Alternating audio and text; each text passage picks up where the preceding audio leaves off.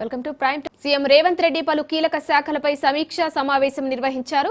పర్యాటక శాఖ, పంచాయతీరాజ్ శాఖ, దేవాదాయ శాఖ, కులగణనపై సీఎం రేవంత్ రెడ్డి సమీక్షించారు. ఈ సమావేశంలో ఆయా శాఖల మంత్రులు, అధికారులు పాల్గొన్నారు. రాష్ట్రంలో చేపట్టిన సమగ్ర ఇంటింటి సర్వే దేశవ్యాప్తంగా అందరి దృష్టిని ఆకర్షించిందని సీఎం రేవంత్ అన్నారు. తెలంగాణలో చేపట్టిన సర్వేకు జాతీయ స్థాయిలో ప్రశంసలు అందుతున్నాయని తెలిపారు. ఈ సందర్భంగా సర్వే విజయవంతంగా చేపట్టిన అధికారులను సీఎం అభినందించారు. అనంతరం సర్వేకు సంబంధించిన ముసాయిదా సిద్ధమైందని అధికారులు అన్నారు. పూర్తి నివేదికను ఫిబ్రవరి 2వ తేదీలోగా కేబినెట్ సబ్ కమిటీకి అందజేస్తామని పేర్కొన్నారు. సీఎం రేవంత్ కు కేంద్ర మంత్రి బండి సంజయ్ బహిరంగ లేఖ రాశారు. లబ్ధిదారులకు రైతు భరోసా, ఆత్మీయ భరోసా, ఇండ్లు, రేషన్ కార్డులను అందించకపోవడం దారుణమన్నారు. రాష్ట్రంలో 12,000కు పైగా పంచాయతీలు ఉండగా మండలానికి ఒక గ్రామం చొప్పున 561 గ్రామాలను మాత్రమే ఎంపిక చేశారని ఆయన ప్రశ్నించారు. రాష్ట్రంలో 70 లక్షల మంది రైతులుంటే ఇప్పటి వరకు 65 లక్షల మంది రైతుల ఖాతాల్లో డబ్బులు జమ చేయకపోవడం బాధాకరమన్నారు. ఇండ్ల నిర్మాణం కోసం బడ్జెట్లో 7,000 కోట్లకు పైగా కేటాయింపులు చేసినా నేటికి నయా పైసా ఖర్చు చేయలేదన్నారు. రేషన్ కార్డులపై ప్రధానమంత్రి ఫోటోను ఉంచాలన్నారు. ప్రధానమంత్రి ఆవాస్ యోజన పథకంలో మంజూరయ్యే ఇండ్లకు ఆ పేరునే కొనసాగించాలని బండి సంజయ్ డిమాండ్ చేశారు. కేంద్ర మంత్రి బండి సంజయ్ గద్దర్కి పద్మశ్రీ అవార్డులపై చేసిన వ్యాఖ్యలకు మంత్రి కోమటిరెడ్డి వెంకటరెడ్డి ఓ రేంజ్లో ఫైర్ అయ్యారు. తెలంగాణ ఉద్యమంలో తన కాలికి గజ్జె కట్టి ఊరూరు తిరిగి ప్రత్యేక రాష్ట్ర ఆవశ్యకతను గద్దర్ ప్రజలకు చాటి చెప్పి వారిలో చైతన్యాన్ని నింపారని గుర్తు చేశారు. చనిపోయే వరకు ప్రజా సమస్యలపైనే పోరాటం చేసిన వ్యక్తి అని గుర్తు చేశారు. తెలంగాణ ఉద్యమంలో గద్దర్ పాల్గొన్న నాడు ఇదే బండి సంజయ్ ఎక్కడున్నాడని ధ్వజమెత్తారు. బాధ్యతాయుతమైన కేంద్ర మంత్రి పదవిలో ఉండి ఓ మహోన్నత వ్యక్తిపై అలాంటి వ్యాఖ్యలు చేయడం సరికాదని మంత్రి కోమటిరెడ్డి ఫైర్ అయ్యారు. తెలంగాణ ఉద్యమంలో గద్దరు ఉన్నాడా, బండి సంజయ్ ఉన్నాడా? బండి సంజయ్ అంటే ముందు గద్దరు తెలంగాణ కోసం 69 ఉద్యమం కానీ, మన్నటి ఉద్యమంలో కానీ ఊరూరు తిరిగి పాట పాడుతూ తన పాట ద్వారా ఇవాళ దేశంలోనే అణగారిన ప్రజల కోసం పోరాడిన వ్యక్తి, తెలంగాణ ఉద్యమంలో పాటు చేసిన వ్యక్తి. ఆయన యుద్ధనౌక ఆయన చనిపోయిన రోజు మనం లాల్ బహదూర్ స్టేడియంలో చూసినాం. ఏదైనా పెద్ద పెద్ద నాయకులు, ప్రధానమంత్రి పదవులు, అలాంటి పదవులు చేసిన వాళ్ళు ఆ విధంగా తండోపతండాలుగా ఉమ్మడి తెలుగు రాష్ట్రాలకి వేలాదిగా వచ్చి నివాళులు అర్పించిన నాయకునికి రాష్ట్ర ప్రభుత్వం రికమెండ్ చేస్తే ఇస్తే తప్పేంటి? బండి సంజయ్ గారు కేంద్ర మంత్రి, హోమ్ మినిస్టర్ గా ఉండి అలాంటి కామెంట్ చేయకపోవడం మంచిది. సీఎం రేవంత్ రెడ్డిపై మాజీ మంత్రి హరీష్ రావు నిప్పులు చెరిగారు. ప్రజాపాలన అంటివి, సీఎం క్యాంప్ ఆఫీసులో ప్రజా దర్బార్ అంటివి, ప్రతిరోజు ప్రజలను కలుస్తా అంటివి, కానీ ఏడాది కాలంగా ప్రజలకు ముఖం చాటేస్తివి అంటూ విమర్శించారు. అయితే జూబ్లీహిల్స్ ప్యాలెస్ నుంచి లేదంటే కమాండ్ కంట్రోల్ సెంటర్ నుంచి కాంగ్రెస్ మార్కు ప్రజాపాలన కొనసాగుతుందన్నారు హరీష్ రావు. ఇక పోలీస్ పహారా మధ్య గ్రామ సభలు, పోలీస్ కమాండ్ కంట్రోల్ సెంటర్లో ప్రభుత్వ నిర్ణయాలు తీసుకుంటున్నారని హరీష్ రావు మండిపడ్డారు. సీఎం మంత్రుల పేషీలు, అన్ని శాఖలు, విభాగాలు ఒకే దగ్గర ఉండేలా సువిశాలమైన అంబేద్కర్ సచివాలయం ఉండగా అన్ని కాదని మంత్రులు, అధికారులను నీ జూబ్లీహిల్స్ ప్యాలెస్ కు, కమాండ్ కంట్రోల్ సెంటర్ కు పదే పదే పరుగులు పెట్టిస్తున్నావు ఎందుకని హరీష్ రావు ప్రశ్నించారు. ముఖ్యమంత్రి అధికార నివాసం రేవంత్ దర్బానికి సరిపోదని జూబ్లీహిల్స్ ప్యాలెస్ లో ఉంటున్నావని సీఎం రేవంత్ రెడ్డిపై హరీష్ రావు విమర్శించారు. మంత్రులు, అధికారులను ప్యాలెస్ కు పిలిపించుకొని అహంభావం ప్రదర్శిస్తున్నావని మండిపడ్డారు. ఇదేనా ఇందిరమ్మ రాజ్యం అంటే అని సీఎం రేవంత్ రెడ్డిని హరీష్ రావు ప్రశ్నించారు.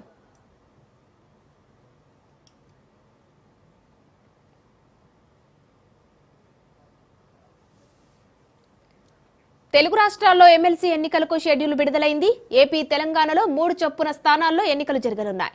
ఈ మేరకు కేంద్ర ఎన్నికల సంఘం షెడ్యూల్ విడుదల చేసింది. ఫిబ్రవరి 3న నోటిఫికేషన్ విడుదల కానుంది. అదే నెల 27న పోలింగ్ నిర్వహించి మార్చి 3న ఓట్ల లెక్కింపు చేపట్టనున్నారు.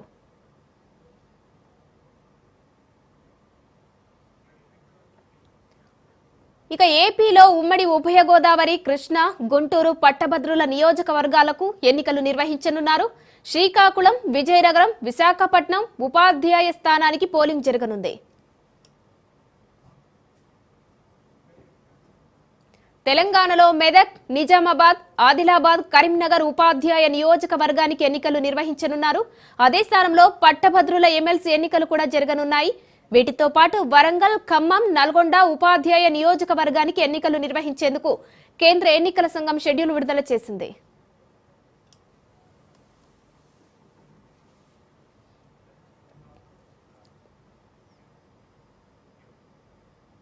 రేపటి నుంచి ఏపీలో వాట్సాప్ గవర్నెన్స్ సేవలు అందుబాటులోకి రానున్నాయి. వాట్సాప్ గవర్నెన్స్ పై సీఎం చంద్రబాబు సచివాలయంలో సమీక్ష నిర్వహించారు.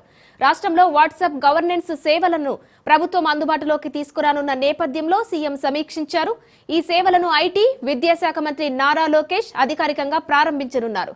మొదటి విడతలో భాగంగా దేవాదాయ, ఎనర్జీ, ఏపీఎస్ ఆర్టీసీ, రెవెన్యూ, అన్నా క్యాంటీన్, సీఎంఆర్ఎఫ్, మున్సిపల్ వంటి వివిధ శాఖల్లో సుమారు 161 సేవలను ప్రవేశపెట్టనుంది. ఇక రెండవ విడతలో మరిన్ని సేవలను ప్రభుత్వం అందుబాటులోకి తీసుకువస్తుంది. ఈ మేరకు సీఎం చంద్రబాబుకు అధికారులు ప్రెజెంటేషన్ ఇచ్చారు. వాట్సాప్ ద్వారా సేవలను పొందాలనుకునేవారు ఏ విధంగా ఆప్షన్లను ఎంచుకుంటారనే దానిపై సీఎంకు అధికారులు వివరించారు.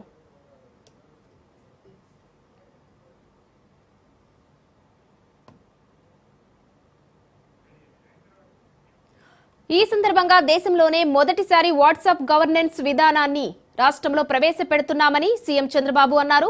సర్టిఫికేట్ల కోసం పౌరులు ప్రభుత్వ కార్యాలయాల చుట్టూ తిరిగే విధానానికి ఇక స్వస్తి పలకనున్నామన్నారు. అదేవిధంగా పౌరుల సమాచారం సైబర్ నేరగాళ్ల చేతికి చిక్కకుండా జాగ్రత్తలు తీసుకోవాల్సి ఉందన్నారు. ఆ దిశగా అధికారులు అప్రమత్తంగా ఉండాలని సూచించారు.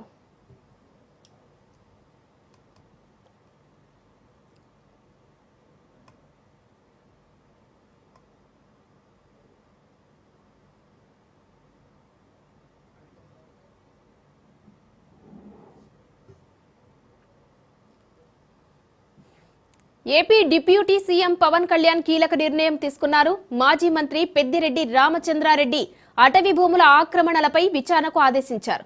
చిత్తూరు జిల్లా మంగళంపేట సమీపంలోని అడవుల్లో భూ ఆక్రమణల వ్యవహారంలో పెద్దిరెడ్డిపై ఆరోపణలు ఉన్నాయి. దీంతో అటవీ శాఖ అధికారులు పవన్ ఆదేశాలు జారీ చేశారు. విచారించి పీసీపీఎఫ్ కు నివేదిక ఇవ్వాలని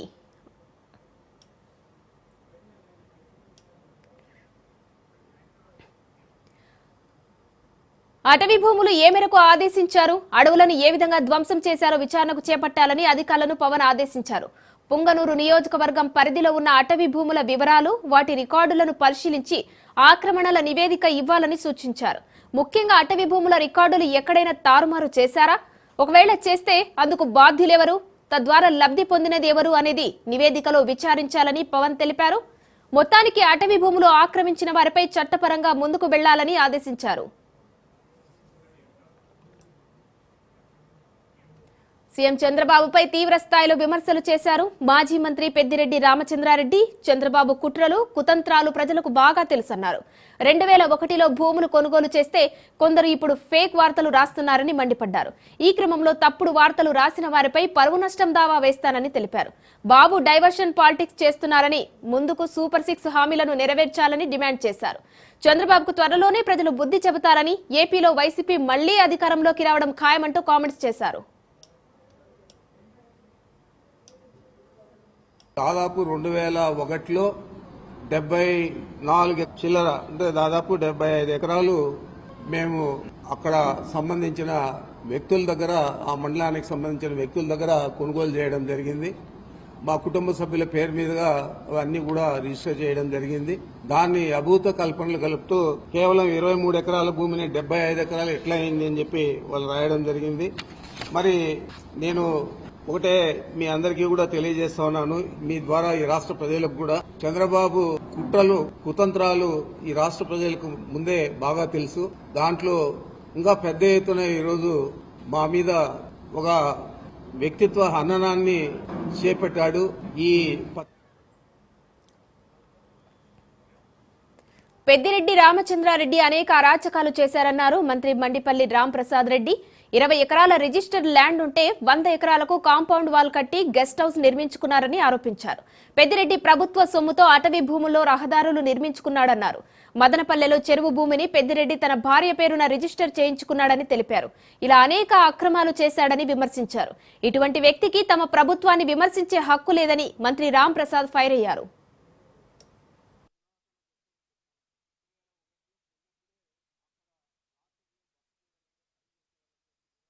రాష్ట్రంలో గత 8 నెలల నుంచి ఎంతో సంచలనాత్మకంగా ఎన్నో సోషల్ మీడియా గ్రూపుల్లో అయితేనే, పేపర్లలో టీవీల్లో వస్తున్నది ఒకటే వస్తా ఉంది. గత 5 సంవత్సరాల్లో వైసీపీ ప్రభుత్వంలో జరిగిన భూదందాల గురించి ఎక్కడ చూసినా చర్చ జరుగుతుంది. దానిలో భాగంగానే ఆ రోజు మంత్రిగా పనిచేసి సూడో సీఎంగా రాష్ట్రాన్ని ఏలిన పెద్దిరెడ్డి రామచంద్రారెడ్డి అలాగే వాళ్ళ తనయుడు మిథున్ రెడ్డి ఆలు గురించి ఒకసారి లోతుగా పరిశీలిస్తే ఈ రోజు అన్నమయ్య జిల్లా అనుకోండి, ఉమ్మడి చిత్తూరు జిల్లాలో ఎక్కడ చూసినా ఒక్కొక్కటిగా భూదందా అరాచకాలు బయటకు వస్తా ఉన్నాయి. ఈ రోజు కూడా ఒక పేపర్లో ఒక ఫ్రంట్ పేజ్ అంతా భూదందా గురించే కథనం. ప్రజల్లో అలాగే చాలా మంది ఎవరైతే విజ్ఞతతో కలిగిన వాళ్ళందరిలో ఒకే క్వశ్చన్ వస్తూ ఉంది. 5 సంవత్సరాలు పరిపాలిస్తే ఎక్కడ చూసినా అరాచకాలు, ప్రజలు సొత్తు లాక్కోవడం, ప్రజలను రాష్ట్రాన్ని గాడిలో పెట్టేందుకు కూటమి ప్రభుత్వం కృషి చేస్తుందని మంత్రి పార్థసారథి అన్నారు. గత 7 నెలల్లో రాష్ట్రానికి 6,33,000 కోట్ల పెట్టుబడులు వచ్చాయన్నారు. గత ప్రభుత్వంలో చేసిన తప్పిదాలను తెలుసుకోకుండా ప్రభుత్వంపై బురద జల్లే ప్రయత్నం చేస్తున్నారని అన్నారు. గత ప్రభుత్వం ఆంధ్రప్రదేశ్ రాష్ట్రాన్ని అన్ని రంగాల్లో నాశనం చేసిందన్నారు. రాష్ట్రానికి ఆదాయాన్ని పెంపొందించాల్సిన వారు రాష్ట్రాన్ని అన్ని రంగాల్లో అధోగతి పాలు చేశారని మంత్రి పార్థసారథి అన్నారు. గారు ప్రయత్నం చేస్తున్న విషయం ఈ రాష్ట్ర ప్రజలందరూ కూడా గమనించాలని చెప్పేసి మనం చేస్తా ఉన్నాను. నేను మీ 7 నెలల పరిపాలన, తెలుగుదేశం పార్టీ 7 నెలల పరిపాలన మీద ఏదైనా చర్చకు వచ్చేట్లయితే ఎక్కడైనా సరే సిద్ధమని చెప్పేసి ఛాలెంజ్ చేస్తా ఉన్నాం. అంతేగాని మాకు ఒక పత్రిక ఉంది, పెన్ను మాది, ఇంకు మాది, మేము ఏదైనా రాసేయచ్చు, ప్రజల్ని మభ్య పెట్టచ్చు లేదా తప్పుదారి పట్టించవచ్చు అని ఆలోచన చేస్తే మాత్రం అది క్షమించడానికి నేరం అవుతుందని చెప్పేసి నేను మనవి చేస్తా ఉన్నాను. ఒకసారి గత ప్రభుత్వం నుంచి ప్రభుత్వానికి అందిన రాష్ట్రం యొక్క పరిస్థితి ఆలోచించినట్లయితే 10 లక్షల కోట్లకు పైబడి అప్పులు, 71,000 కోట్లు అసలు, వడ్డీ చెల్లింపు 1,40,000 కోట్లు, 2 అసలు వడ్డీ కలిపి 1,40,000 కోట్ల రూపాయలు భారాన్ని ఈ రాష్ట్రం మీద వేశారు. ఆలోచిద్దాం, అప్పు చేస్తాం తప్పు కాదని. 2014లో చంద్రబాబు సీఎంగా టెరాసాఫ్ట్ సంస్థపై ఒత్తిడి తెచ్చారన్న అభియోగాలపై గత ప్రభుత్వం కేసు పెట్టిందని, టెరాసాఫ్ట్ ఎండీ వేమూరి హరిప్రసాద్పై తప్పుడు కేసులు పెట్టి వేధించారని ఫైబర్నెట్ చైర్మన్ జీవీరెడ్డి అన్నారు. కులాల ప్రాతిపదికన చంద్రబాబును ఇరికించేందుకు జగన్ అక్రమ కేసు పెట్టించారని, చంద్రబాబుపై తప్పుడు ఫిర్యాదులు చేసి ఆయనను అక్రమంగా కేసులో ఇరికించారని మండిపడ్డారు. జగన్మోహన్ రెడ్డి గారు అధికారంలో ఉన్నప్పుడు ఒక టెరాసాఫ్ట్ అనే ఒక కంపెనీని ఉద్దేశించి ఆ రోజు ఫైబర్నెట్ మీద ఒక కేసు పెట్టడం జరిగింది. దాంట్లో మా ముఖ్యమంత్రి శ్రీ నారా చంద్రబాబు నాయుడు గారిని నాడు ప్రతిపక్ష నేతగా ఉన్నప్పుడు A1గా పెట్టడం జరిగింది. ఏంటి ఆ కేసు ఆ రోజు పెట్టిన ఉద్దేశం ఏంటంటే, టెరాసాఫ్ట్ అనే సంస్థ కొంత సాఫ్ట్వేర్ రిలేటెడ్ కావచ్చు, కొన్ని టెక్నికల్ సర్వీసెస్ ఫైబర్నెట్ సంస్థకి ఇవ్వడం జరిగింది. ఆ నేపథ్యంలో ఆ సంస్థ కంట ఆ రోజు అంటే 2014-19లో శ్రీ నారా చంద్రబాబు నాయుడు గారు ముఖ్యమంత్రికి ఉన్నప్పుడు ఈ కంపెనీ మీద ఒత్తిడి పెట్టించి ఆ సంస్థకు కాంట్రాక్ట్ ఇప్పించాడనే ఉద్దేశం, వాళ్ళ ఉద్దేశం. ఆ రోజు 2014 గన్నవరం టీడీపీ ఆఫీస్పై దాడి కేసులో కీలక పరిణామం చోటు చేసుకుంది. నిందితుల కుటుంబాలను సిఐడి అదుపులోకి తీసుకుంది. విచారణ నిమిత్తం ముందుగా గన్నవరం పోలీస్ స్టేషన్కి తరలించారు. అనంతరం విజయవాడ సిఐడి తీసుకెళ్లారు. బుద్ధవరం బసవరావు భార్య, కుమారుణ్ణి అధికారులు విచారిస్తున్నారు.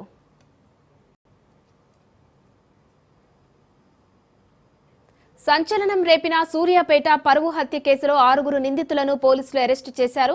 భార్గవి నానమ్మ బుచ్చమ్మ, తండ్రి సైదులు, సోదరులు నవీన్, వంశీ స్నేహితుడు మహేష్ తో పాటు సాయి చరణ్ పోలీసులు అదుపులోకి తీసుకున్నారు. నిందితులపై అట్రాసిటీ హత్యా నేరం కింద కేసు నమోదు చేశామని ఎస్పీ సన్ప్రీత్ తెలిపారు. నిందితుల నుంచి కారు, కత్తి, ఫోన్లు స్వాధీనం చేసుకున్నామన్నారు. నానమ్మ కళ్లల్లో ఆనందం కోసమే హత్య చేశారని ఎస్పీ తెలిపారు.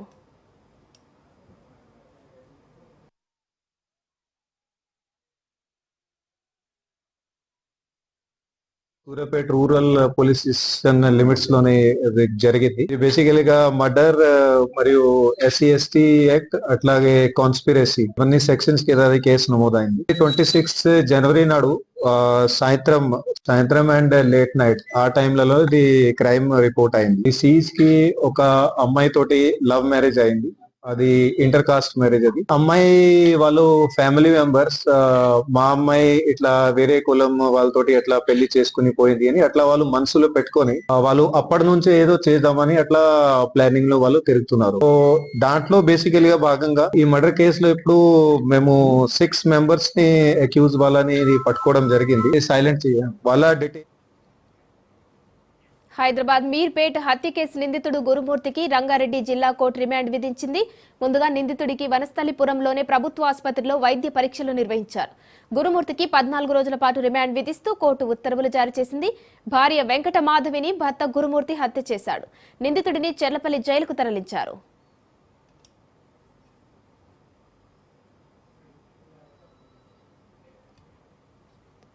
మల్లారెడ్డి క్యాంపస్ లో కీర్తి అనే విద్యార్థిని సూసైడ్ అటెంప్ట్ చేసింది.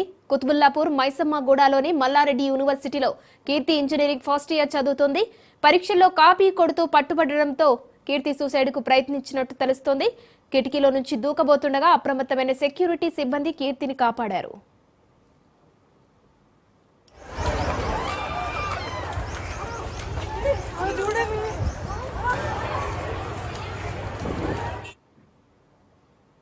కేంద్ర కేబినెట్ కీలక నిర్ణయాలు తీసుకుంది. నేషనల్ క్రిటికల్ మినరల్ పాలసీకి ఆమోదం తెలిపింది. నేషనల్ క్రిటికల్ మినరల్ పాలసీకి 16,300 కోట్లు కేటాయించింది. గ్రీన్ ఎనర్జీకి ప్రోత్సాహం ఇవ్వాలని కేబినెట్ నిర్ణయించింది. 24 ఖనిజాల తవ్వకాలకు ప్రోత్సాహం ఇవ్వాలని కేబినెట్ ఈ సమావేశంలో నిర్ణయించారు.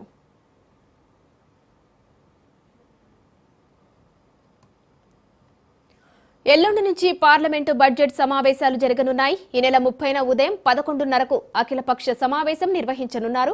రక్షణ మంత్రి రాజ్నాథ్ సింగ్ నేతృత్వంలో అఖిలపక్షం భేటీ కానుంది. పార్లమెంటు బడ్జెట్ సమావేశాల్లో ప్రవేశపెట్టే పలు బిల్లులు, ప్రభుత్వ బిజినెస్ పై అఖిలపక్షానికి కేంద్రం వివరించనుంది. పార్లమెంటు సమావేశాలు సజావుగా సాగేందుకు సహకరించాలని ప్రభుత్వం కోరనుంది. పార్లమెంటు సమావేశాల ఉభయ సభల ప్రారంభోత్సవాన్ని ఉద్దేశించి రాష్ట్రపతి ముర్ము ప్రసంగించనున్నారు.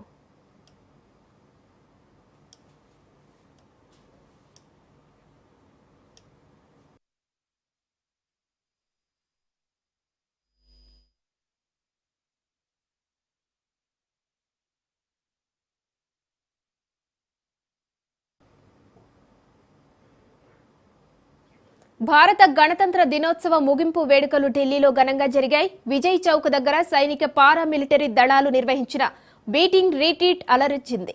రాష్ట్రపతి ద్రౌపది ముర్ము, ఉపరాష్ట్రపతి జగదీప్ ధన్ఖడ్, ప్రధాని నరేంద్ర మోదీ, కేంద్ర రక్షణ మంత్రి రాజ్నాథ్ సింగ్, కేంద్ర మంత్రులు, ఉన్నతాధికారులు హాజరయ్యారు.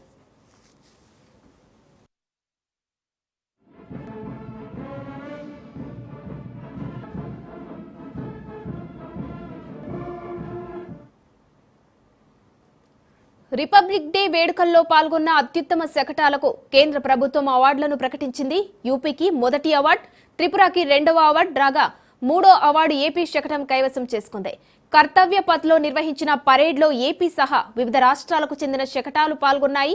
ఏపీ ఏటి కొప్పాక బొమ్మలు, ఉత్తరప్రదేశ్ మహాకుంభమేళ 2025, త్రిపుర ఎటర్నల్ రెవరెన్స్ కాన్సెప్టులతో సాగాయి. ఈ మూడింటితో పాటు హర్యానా, కర్ణాటక, మధ్యప్రదేశ్, జార్ఖండ్, ఉత్తరాఖండ్ వంటి రాష్ట్రాల శకటాలు ఆహ్వానితులను ఆకట్టుకున్నాయి. అయితే వీటిలో కేంద్ర ప్రభుత్వం 3 అత్యుత్తమ శకటాలను ఎంపిక చేసింది. ఇందులో ఉత్తరప్రదేశ్ అగ్రస్థానంలో నిలిచింది. 2వ స్థానంలో త్రిపుర ఉండగా 3వ అవార్డు ఏపీకి లభించింది. ఎకో ఫ్రెండ్లీ థీమ్ తో ఏపీ శకటం రూపొందింది. చారిత్రాత్మక ఏటి కొప్పక బొమ్మలను ఈ శకటం ద్వారా ప్రపంచ దేశాలకు పరిచయం చేసింది ప్రభుత్వం. పర్యావరణానికి ఎలాంటి హాని కలిగించని విధంగా అందమైన బొమ్మలను ఎలా సృష్టించవచ్చో వివరించింది. ఇస్రో సెంచరీ కొట్టింది. అవును, ఇస్రో చేపట్టిన చారిత్రాత్మక 100వ ప్రయోగం విజయవంతమైంది. శ్రీహరికోటలోని షార్ నుంచి GSLV F-15 రాకెట్ ను ప్రయోగించారు. ఈ రాకెట్ NVS-02 ఉపగ్రహాన్ని తీసుకుని నింగిలోకి దూసుకెళ్లింది. ఉపగ్రహం విజయవంతంగా కక్షలోకి ప్రవేశించింది. NVS-02 ఉపగ్రహం ఇస్రో శాస్త్రవేత్తలు అభివృద్ధి చేసిన స్వదేశీ నావిగేషన్ ఉపగ్రహ వ్యవస్థ. దీని బరువు 2250 కిలోలు. ఇది కొత్త తరం నావిగేషన్ ఉపగ్రహాల్లో రెండోది. ఇస్రో చైర్మన్ గా బాధ్యతలు చేపట్టిన వి నారాయణన్ కు ఇది మొదటి ప్రయోగం కావడంతో ఆయనే స్వయంగా అన్ని ప్రక్రియలను పర్యవేక్షించారు. ముఖ్యంగా నావిగేషన్ సేవల కోసం ఈ ఉపగ్రహ ప్రయోగం ఉపయోగపడనుంది. వ్యవసాయంలో సాంకేతికత, విమానాల నిర్వహణ, మొబైల్ పరికరాల్లో లొకేషన్ ఆధారిత సేవలను అందించనుంది. ఇస్రో శాస్త్రవేత్తలకు చైర్మన్ నారాయణన్ శుభాకాంక్షలు తెలిపారు. ఈ ఏడాది చేపట్టిన తొలి ప్రయోగం విజయవంతమైందని చెప్పారు. నావిగేషన్ శాటిలైట్ ను నిర్ణీత కక్షలో ప్రవేశపెట్టినట్లు వివరించారు.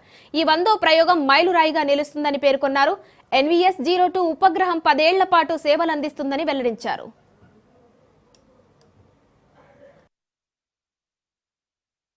I am extremely happy to announce from the spaceport of ISRO that the first launch of this year, 2025, has been successfully accomplished, with GSLV F-15 launch vehicle precisely injecting the navigation satellite NVS-02 in the required intended orbit.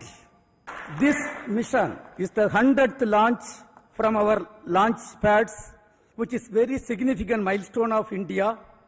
Our space program was conceived and started by visionary leader Professor Vikram Sarabhai.